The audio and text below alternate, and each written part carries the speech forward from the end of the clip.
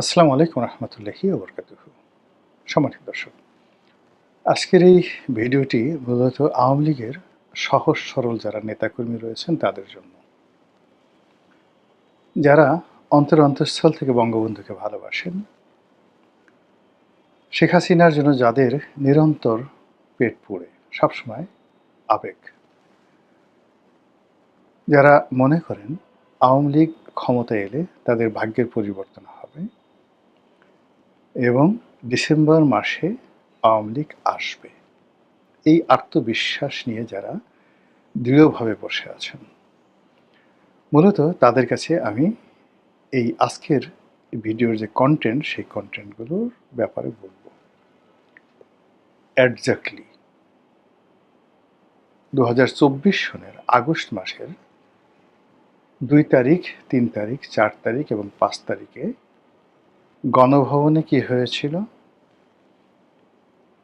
ক্যান্টনমেন্টের ব্যাপারে বলবো না, আওয়ামী লীগ অফিসগুলোতে কি হয়েছিল এবং আওয়ামী লীগের যে সকল শীর্ষ নেতারা ইদানিংকালে যাদের আপনি অনেক কণ্ঠ উঁচু দেখতে পাচ্ছেন, বুলান্ত দেখতে পাচ্ছেন, তাদের অবস্থা দেখে কথাবার্তা শুনে মনে হচ্ছে যে তারা ডিসেম্বর মাসের আগেই, এমনকি সেপ্টেম্বর মাসে এসে মোটামুটি বাংলাদেশ দখল করে ফেলবেন।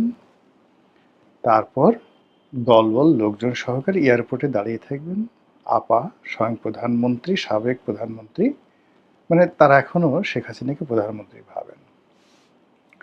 তো তিনি দিল্লিতে আসবেন এবং সেখান থেকে তাকে রাজকীয় সংবর্ধনা দিয়ে এই পার্লামেন্ট হাউসে নিয়ে যাওয়া হবে, গণভবনে নিয়ে যাওয়া হবে, আবার সানাই বাজবে, নহবত বাজবে। এরকম সুখ স্বপ্ন নিয়ে যারা আছেন তাদের জন্য আমি এই আজকের প্রেক্ষাপটটি বলব। আপনারা সবাই জানেন যে আমার যেহেতু রাজনীতির শুরুটা আওয়ামী লীগের সঙ্গে, কাজে আওয়ামী লীগের যত ছাত্রলীগ, যুবলীগ, আওয়ামী লীগ একেবারে টপ টু তৃণমূল পর্যায়ের, মানে বাংলাদেশের ধরুন একেবারে কুড়িগ্রাম জেলার ইউনিয়ন পর্যায়ের অনেক আওয়ামী লীগ নেতাকে আমি চিনি। আবার সেই শেখ পরিবারের যত লোক আছেন, কে পারছেন, তাদের সবার সঙ্গেই একটা সম্পর্ক ছিল বা এখনো যে নাই তা বলা যাচ্ছে না। ফলে কি হলো, এক্স্যাক্টলি আওয়ামী লীগের যে হাড়ির খবরগুলো, সেই হাড়ির খবরগুলো না জানলেও আমি মুখস্থ বলে দিতে পারি। যেমন ধরুন, আপনি একজন মৌমাছি বিশেষজ্ঞ, বা আপনি সারা জীবন নদীতে কাটিয়েছেন, জেলে, আপনি কৃষক, একজন প্রফেশনাল ফার্মার, আপনার কোনো বিজ্ঞান জানার দরকার নাই, শুধুমাত্র আপনার অভিজ্ঞতার কারণে আপনি বলে দিতে পারবেন কোন মাটিতে কোন ফসলটি ভালো হবে। তো কাজে এই যে রাজনীতির সঙ্গে যেহেতু ছাত্র জীবন থেকে আছি, সেই ক্লাস 6 থেকেই বলতে গেলে ক্লাস 6 থেকে চুঙ্গা ফুকানো শুরু করেছি। আর বোধ বুদ্ধি হওয়ার পর থেকে আওয়ামী লীগ, বঙ্গবন্ধু, জয় বাংলা এগুলো শুনে আসছি। ক্লাস 6 থেকে রাজনৈতিক নেতাদের পক্ষে, মেম্বার, চেয়ারম্যান, এমপিদের পক্ষে চুঙ্গা ফুকানো শুরু করছি এবং এখন পর্যন্ত চুঙ্গা ফুকিয়ে যাচ্ছি। ফলে কিছু তো অভিজ্ঞতা আছে। মোর দেন 50 ইয়ার্স, 50 বছর চলে গেছে জীবনের, তারও বেশি এই চুঙ্গা ফুকাতে ফুকাতে। ফলে আওয়ামী লীগের চুঙ্গার মধ্যে কি আছে, বিএনপির চুঙ্গার মধ্যে কি আছে, জামাতের চুঙ্গার মধ্যে কি আছে, এটা বোঝার জন্য আমার খুব বেশি পাণ্ডিত্য বা পড়াশোনা দরকার নেই, মন্ত্রী এমপি হওয়া কিচ্ছু দরকার নেই। 2 নম্বর হলো যে কর্মজীবনে সাংবাদিকতা দিয়ে শুরু করেছি, একদিন দুদিন আগে নয়। 1986-এ সাংবাদিকতা শুরু করেছি, মানে আজ থেকে 42 বছর আগে, 42 ইয়ার্স আগে। তো 86 সনে তখন রাষ্ট্রের প্রধানমন্ত্রী ছিলেন, রাষ্ট্রপতি ছিলেন, তাদের রুমে ঢুকতে, তাদের সাথে যেতে, বাসায় কথা বলতে কোনো অনুমতির দরকার হতো না। ওটা তো এখনো কমে নাই, বরং বয়সের সাথে সাথে বেড়েছে, অর্থ হয়েছে, বৃত্ত হয়েছে, কানেক্টিভিটি হয়েছে। এখন আসলে কারো কাছে যেতে হয় না। এখন আল্লাহর মেহরবানিতে লোকজন আসে এবং মানে তাও মানে আমি অ্যাভেলেবল কিনা, তার উপর নির্ভর করে লোকজন আসে। ফলে বুঝেন যে আপনি যে তথ্যের পিছনে ছুটে সেই তথ্যগুলো অটোমেটিকভাবে আমার কাছে চলে আসছে। এরপরে যতটুকু জানি, আমি যেহেতু সংসদ সদস্য ছিলাম, তো সংসদ সদস্য থাকার কারণে এবং সরকারি দলের একজন প্রধানমন্ত্রী তারেক রহমান সাহেব এখন কী করতে পারেন, হোয়াট ক্যান হি ডু, এটা তো আমি 2009 সনেই বুঝে গেছি, জেনে গেছি। একজন এমপি কী করতে পারেন, মন্ত্রী কী করতে পারেন, একটা মন্ত্রণালয় কী করতে পারে, সেনাপ্রধান কী করতে পারে, আইজি কী করতে পারে, এই জিনিসগুলো প্র্যাকটিক্যালি মানে সাংবাদিক হিসেবে দেখা, বাইরে দেখা, সব কিছু দেখা, তার সঙ্গে সঙ্গে আবার ক্ষমতার ভিতর থেকে দেখা, এই অভিজ্ঞতাটা হয়ে গেছে। এরপর দুটো দল, আওয়ামী লীগ থেকে বিএনপিতে যোগদান করেছি এবং বিএনপির মতো দলের হয়ে এমপি ইলেকশন করেছি।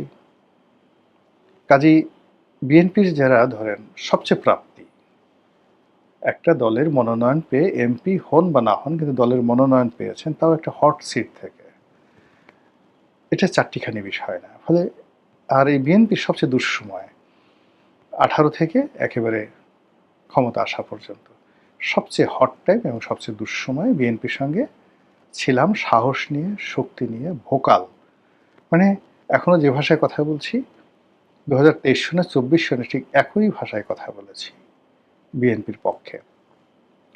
এটা এত সহজ বিষয় ছিল না। এখন দেখেন যারা চড়া কথা বলছেন, উঁচু উঁচু কথা বলছেন, এদের কারোর কোনো কণ্ঠস্বরই ছিল না, এদের চেহারাও দেখা যেত না।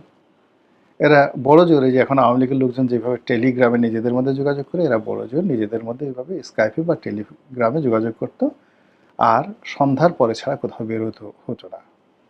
ঠিক সেই সময়টাতে ঢাকা শহরে দাপিয়ে বেড়াচ্ছি। আবার এখন ধরুন আলহামদুলিল্লাহ সব জায়গাতে ঘুরে বেড়াচ্ছি। তো কাজেই তথ্য, সত্যিকার অর্থে তথ্যটা যে কি, এটা চলে আসে। আর সেই তথ্যগুলো আমি আপনাদেরকে বলতে চাই এই কারণে যেন আপনারা বিভ্রান্ত না হন। মানুষ যখন অতিরিক্ত কল্পনা করে, স্বপ্ন বাসর তৈরি করে, পৃথিবীর মানুষ রেখে পরীর সাথে প্রেম করতে চায়, মানুষকে বাদ দিয়ে জিনের বন্ধু হতে চায়, দুনিয়া বাদ দিয়ে সারাক্ষণ জান্নাতের হুরপরি স্বপ্ন দেখে, এ সকল মানুষ শেষ হয়ে যায়। আওয়ামী লীগ করেন, দল করেন, দলের নেতাদের প্রতি আনুগত্য দেখান, ইউনাইটেড থাকেন, একটা রাজনীতি প্রতিষ্ঠা করেন, এটা খুবই ভালো। যে দলই করে না, কিন্তু আপনি বুঝুন, জানুন আপনি কি করছেন, কাদের দাবিদারি করছেন। কোনো নেতিবাচক কথা বলবো না। আপনি ধরেন এখন আপনি স্বপ্ন দেখছেন আওয়ামী লীগ নেতারা প্লেনে করে, তারপরে সদল বলে মিছিল করে করে লন্ডন, আমেরিকা, কলকাতা থেকে বাংলাদেশে চলে আসবে, ঘোড়ায় চড়ে, উটে চড়ে। আগে যেভাবে দিগ্বিজয়ী সেনাপতিরা রাজ্য দখল করতে যেতেন, কোন একটা সাম্রাজ্য দখল করতে যেতেন, ঠিক সেইভাবে আওয়ামী লীগের প্রবাসী নেতারা আসবেন। তো যারা আসবেন তাদের আসার শক্তি থাকতে হবে, সাহস থাকতে হবে, আর্মস থাকতে হবে, অ্যামুনিশন থাকতে হবে, সৈন্যবাহিনী থাকতে হবে, যখন সব মিলিয়ে সবকিছু না থাকলে তো আসা হবে না। কিন্তু যদি আপনি আশা করছেন যে এরা আসবে, তার মেরুদণ্ডটা ভাঙা, সে ভীত সন্ত্রস্ত, তার মানে আপনি একবার যদি কখনো কোনো মানুষ ভয় পেয়ে যায়, দুনিয়া উল্টে গেলেও সে আর কখনো সাহস রিগেইন করতে পারে না। সাহস এমন খুব সেন্সিটিভ একটা বিষয়, এটা শুধু বাড়তেই থাকে, বাড়তেই থাকে, বাড়তেই থাকে, সীমাহীন বাড়তে থাকে। কিন্তু কোনো একটা পরাজয় যদি হয়, আঘাতপ্রাপ্ত হয়, তাহলে ওই সাহসটা যে ধস করে পড়ে যায়, সে আর দ্বিতীয়বার দাঁড়াতে পারে না। কখনো কোনো পরাজিত শক্তি দাঁড়াতে পারে না। যেটা হয় রিপ্যাট্রিয়েট। যেমন দেখা গেল যুদ্ধের ময়দানে আপনি পশ্চাৎপসরণ করেছেন, ফিরে গেছেন, এক। যুদ্ধের ময়দানে আপনি পরাজিত হয়েছেন, কিন্তু আপনার ক্ষমতা আছে, আপনার বাহিনী আছে এবং আপনার আত্মবিশ্বাস আছে যে আপনি স্টিল ইউ ক্যান ডু, আপনি রিগেইন করতে পারবেন। তো সেক্ষেত্রে অনেক পরাজিত পক্ষ আবার বিজয়ী হয়, কিন্তু টেরিটরি থাকতে হবে। তো টেরিটরির বাইরে গেলে আপনি পারবেন না।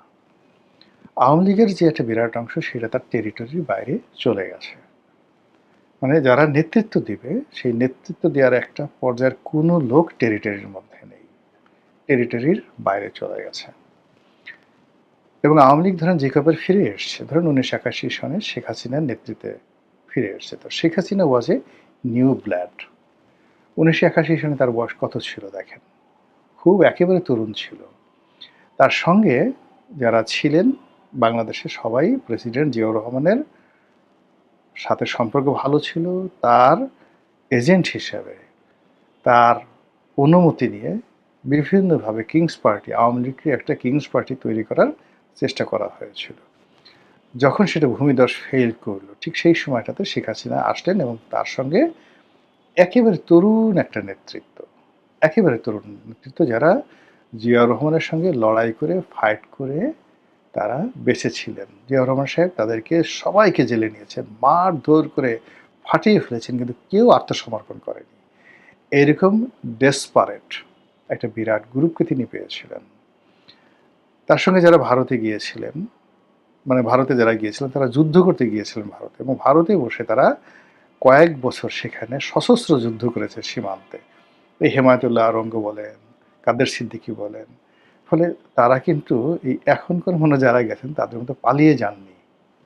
তারা ভারত সরকারের সাথে একটা নেগোসিয়েশন করে ওইভাবেই তারা সেইভাবে সেখানে ছিলেন এবং ওখানে বসে সেই কাজগুলো করতেন। এবং দিল্লিতে বলেন, ভারতে বলেন, ওই সময়টাতে আওয়ামী লীগের নেতারা তারা ডমিনেট করতেন। দিল্লির মাস্তানি একটা অংশ পুরো কলকাতার যে টপ মাস্তান, আন্ডারওয়ার্ল্ডের ডন, একটা হেমায়েতুল্লাহ আরঙ্গ সাহেব ছিলেন আর একটা জনাব কাদের সিদ্দিক সাহেব ছিলেন, এবং দুজনের মধ্যে সকাল বিকাল দ্বন্দ্ব সংঘাত হতো, এবং এদের যন্ত্রণা কলকাতার মাস্তানরা সব মানে পালিয়ে যেত।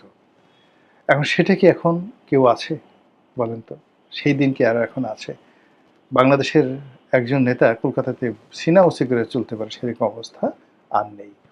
ফলে এই যে রিপ্যাট্রিয়েট করার জন্য মূলত নতুন ব্লাড লাগবে, নতুন শক্তি লাগবে, নতুন এনার্জি লাগবে, নতুন নেতৃত্ব লাগবে, এবং যারা এই মাটিতে, বাংলার মাটিতে টিকে আছে। এখন দেশের বাইরে থেকে হয়তো সুপ্রিম লিডার তারেক রহমান সাহেবের জায়গাতে ধরেন শেখ হাসিনা আসতে পারে, তারেক রহমান সাহেবের কন্টেম্পোরারি হিসেবে জয় আসতে পারে, পুতুল আসতে পারে, সেভাবে একজন বা দুইজন। কিন্তু পুরো একটা টিম নিয়ে এসে বাংলাদেশে যুদ্ধ করে আপনাকে আমাকে গর্তের মধ্যে থেকে বের করে রাষ্ট্র ক্ষমতা দখল করবে, এটা শুয়ের পিছন দিয়ে যদি উট ঢুকতে পারে, এটা অসম্ভব নয়, অসম্ভব একটা বিষয়। এটা বুঝতে পারবেন ওই যে 3 তারিখ, 4 তারিখ, 5 তারিখ, আপনি জানেন যে উত্তাল তখন ঢাকা, উত্তাল ঢাকা। প্রতিটা মুহূর্তে আওয়ামী লীগের যারা নেতাকর্মী রয়েছে তারা, পুলিশের, আর্মির যে তাদের কমান্ডারগুলো রয়েছেন তারা, সাংবাদিক, মানে সবার একটা সিন্ডিকেট প্রাণান্ত চেষ্টা করছে তারা লড়াই করার জন্য। কিন্তু কোনোটাতেই 3 তারিখ, 4 তারিখে কখনো তাদের কোনো মানে যাকে বলা হয় হয়নি, মানে তাদের কোনো সফলতা আসেনি, আত্মবিশ্বাস আসেনি, তারা ভেঙে পড়েছিলেন। এবং এই যে শেখ হাসিনা যে হেলিকপ্টারটাতে করে গেছেন, উনি 5 তারিখে হেলিকপ্টারে গেছেন। এই হেলিকপ্টারটা 4 তারিখ সকালবেলাতে কিন্তু গণভবনের উল্টো দিকে যে বাণিজ্য মেলার যে মাঠের ওই কাছাকাছি, ওখানে কিন্তু ওটা ল্যান্ড হয়েছে। হোয়াট ডাস ইট মিন? উনি 5 তারিখে যেটা হেলিকপ্টারটা হঠাৎ করে আসেনি, 4 তারিখে এসে ওটা ওখানে বসেছিল। তাহলে উনি যে যাবেন 4 তারিখে সেটা সিদ্ধান্ত হয়ে গেছে আর ফাইনাল হয়ে গেছে। আর এটার যে প্রস্তুতিটা 3 তারিখে হয়েছে। 3 তারিখে যদি প্রস্তুতি না হয়, সেনাবাহিনীর একটা হেলিকপ্টার এসে তাকে ওখান থেকে তুলে নেওয়ার জন্য একদিন আগে তো ওখানে থাকে না। এবং সকাল 9টার সময়, 9টা থেকে 9:30টার সময় 5 তারিখ তিনি সেখান থেকে ফ্লাই করে চলে গেলেন, এবং স্বয়ং সেনাপ্রধান ফ্লাই করে চলে গেলেন, স্বয়ং সেনাপ্রধান সেই ঘটনা জানতে পারলেন দুপুর 2টোর সময়। এবং তিনি যখন বৈঠকে ছিলেন সবার সাথে, তখন তিনি জানতে পারলেন, কিন্তু ঘটনা ঘটে গেছে 9টা থেকে 9:30টার মধ্যে। বুঝেন ব্যাপারটা কি হয়েছে সেখানে?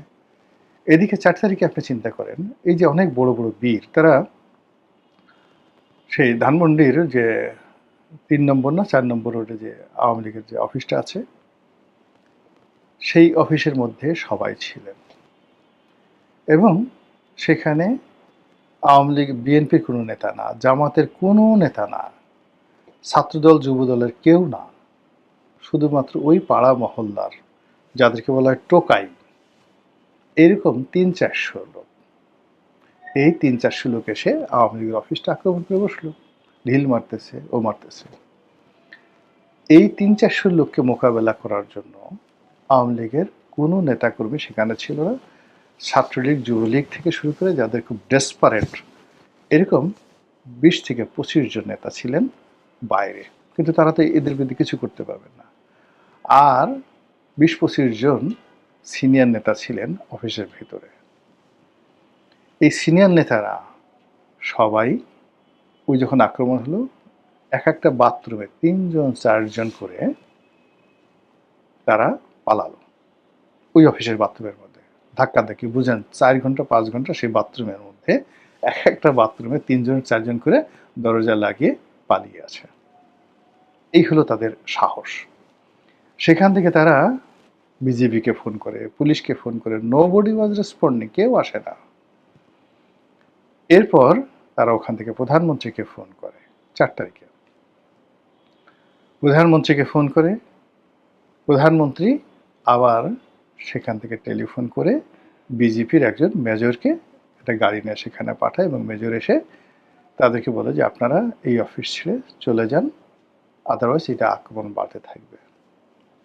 এখন নেতারা চলে যাবেন, ভিতরে যারা সিনিয়র নেতা, আর যারা জুনিয়র নেতা বাইরে ফাইটিং করতেছিল তারা বলছে না আপনারা যেতে পারবেন না, আপনারা গেলে তো পুরো অফিস বন্ধ হয়ে যাবে, ইত্যাদি ইত্যাদি সব কিছু। তো যা হোক, পরে অনেক তর্ক বিতর্ক হলো দুই গ্রুপের মধ্যে। সিনিয়ররা বললো যে ঠিক আছে, পিছনের ওয়াল টপকে লেকের পাড় দিয়ে তারা পালাবে। এখন সেই যে লেকের পাড় দিয়ে তারা পালিয়ে, তাতে তো জানেন যে মন্ত্রী এমপিদের বা নেতাদের বেশিরভাগ বাসাই ধানমন্ডিতে এবং আশেপাশে, তারা সেই বাসাতে যাবে। লেকের পাড় দিয়ে হাঁটতে গিয়ে কাঁপতে কাঁপতে এক নেতা, তার পা এমনভাবে কাঁপতেছিল, কাঁপতে কাঁপতে সে লেকের মধ্যে গড়িয়ে পড়ে গেল, পানির মধ্যে পড়ে গেল। এখন এই যে যে নেতা, বড় নেতা, পানির মধ্যে পড়ে গেল। পড়ে যাওয়ার পর এখন সেই নেতা আপনাকে কি করে কলকাতা থেকে এসে আপনাকে গর্ত থেকে বের করবে বলেন? যে বিজেপি দাঁড়ানো সরকার তখনও ক্ষমতায়, ৪ তারিখে লেকের পাড় দিয়ে হেঁটে যেতে পারছে না, কাঁপতে কাঁপতে সে গড়াইয়ে মাটি দিয়ে পড়ে গেছে পানির মধ্যে। পানির মধ্যে পড়ে গেছে, আমি নাম বললাম না, ছোট হয়ে যাবে, বাট যার বোঝার সে বুঝে যাবে। অন্যরা যে যার বাসার মধ্যে গেল। তারপরে সন্ধ্যার দিকে যারা সাবেক ছাত্রনেতা, লড়াকু, তারা এক বাসায় আশ্রয় নিল। আশ্রয় নিয়ে সে ৩ দিনের ক্লান্তিতে কেউ কেউ ঘুমিয়ে গেল, কেউ ঘুমাতে পারল না সারা রাত। এর মধ্যে যখন সকাল এই ৯:৩০-১০টার দিকে যখন খবর এলো হেলিকপ্টারে চলে প্রধানমন্ত্রী চলে গেছেন, তখন মানে মানুষ, ওরা যারা আছে পলাতক ছিলেন, পাগল হয়ে গেলেন, রীতিমতো ম্যাড। এক নেতা মাথায় সেই মুহূর্তের মধ্যে ব্লেড দেয়া, তারা নিজেরা নিজেদের চুল কাটলেন, মাথায় পতাকা বাঁধলেন। তারপরে ৫ তারিখ রাত্রি ৮টা ৮:৩০টার দিকে একজন পালাই গেলেন জনগণের মধ্যে, সে চালায় যেতে পারলো। কিন্তু আরেকজন, তার ফেজ আরও পরিচিত, সে পালাতে পারলেন না। সে তখন এর মধ্যে ওই বাড়ি আক্রমণ হয়ে গেছে। তার ড্রাইভার তারা ফোন করে বললো যে ভাই আপনি কোনো মতে পালান। সে ছাদে গেল, ৪ থেকে ৫ ঘন্টা সেই ছাদের যে পানির ট্যাঙ্ক, সেই ট্যাঙ্কির মধ্যে সে লুকায় রইল। এরপর সে সেনাবাহিনীকে টেলিফোন করলো, সেনাবাহিনী তাকে সেখান থেকে রাত্রি ২:৩০-৩টার দিকে উদ্ধার করলো। তারপরে মানে অ্যাজ ইট ইজ মরা লাশ যেভাবে পড়ে, ওইভাবে মনে হয় যে এটা মরে গেছে, সে লাশ হিসাবে তাকে সেনাবাহিনীর গাড়ির ফ্লোরে রেখে, মধ্যে একটা গাড়ি, সামনে পেছনে ২টো গাড়ি, ৩টে গাড়ি দিয়ে তাকে ক্যান্টনমেন্টের মধ্যে নেওয়া হলো। এবং এই কাজ করতে মানে ধানমন্ডির একটা বাসা থেকে ক্যান্টনমেন্ট পর্যন্ত যেতে একেবারে ৪ থেকে ৫ ঘন্টার সময় লাগছে। এইরকম বহু মানুষের, বহু ঘটনা। সেই ঘটনা, তাদের যে ইতিহাস, সেই ইতিহাস আপনাদেরকে জানতে হবে। এবং এই পরিণতির পরে, এইভাবে অপমানিত হওয়ার পর, লাঞ্ছিত হওয়ার পর, কষ্ট পাওয়ার পর, মেরুদণ্ড ভেঙে যাওয়ার পর, ভয় পাওয়ার পরে আবার নতুন করে ঘুরে দাঁড়িয়েছে, ফিরে এসেছে, রাজপথ দখল করেছে, রাজনীতির মাঠে ফিরে এসেছে, এইরকম উদাহরণ কটা আছে সেটা জেনে তারপরে স্বপ্ন দেখেন। মহান আল্লাহ আমাদের সবাইকে হেদায়েত দান করুন এবং হেফাজত করুন। আসসালামু আলাইকুম ওয়া রাহমাতুল্লাহি ওয়া বারাকাতুহু।